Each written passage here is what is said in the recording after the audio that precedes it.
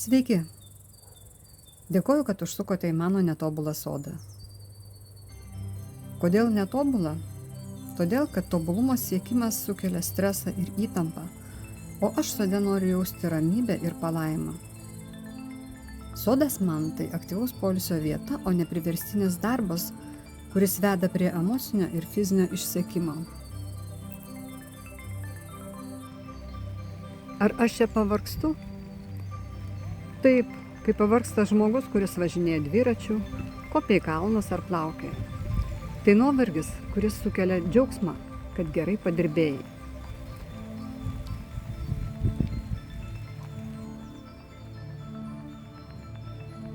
Ar man svarbu rezultatas? Taip. Aš noriu, kad mano sodas atrodytų tvarkingas ir gražus, kad augalai būtų sveiki ir gerai derėtų, kad žydėtų gėlės. Bet leidžiu jam būti ir netobulam. Juo labiau, kad ne vien nuo mūsų tai priklauso. O sau leidžiu dėl to nesinervinti ir mėgautis procesu.